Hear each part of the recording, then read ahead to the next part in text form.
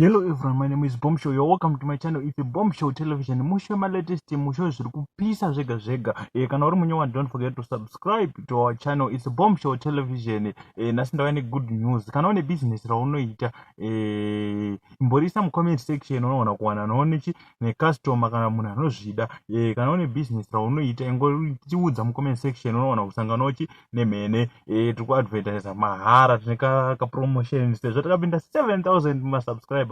Guys, ndokubigai makapenga. Ndimi munoita tirambe tichiendera kumberi tichaga ma latest. So ndisinganyanyi kupedza nguva, kana uri munyowa ndinokuchingamidza nemufaro. Don't forget to subscribe to our channel. Ndisinganyanyi kupedza nguva, let's get into today's story, and don't forget to advertise your business with us. Number munozowana pa description ye channel kana kuti ndichadzisa mu comment section.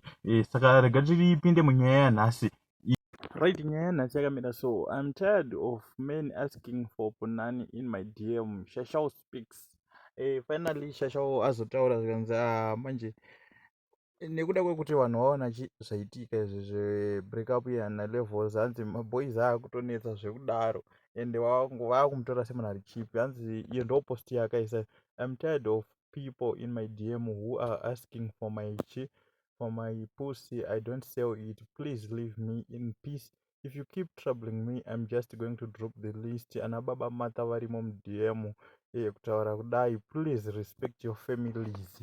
Saka kuna ana baba mata vari kutoita se vakutotsomawo Shashl, but aita se aisa notice, aisa post kuti amana kana mukaramba muchidaro ndikuita se ndikureleasa zikanwa nenyika. Saka zvikafamba zvakanaka nemazita tichakupai kana vakaramba vachinetsa.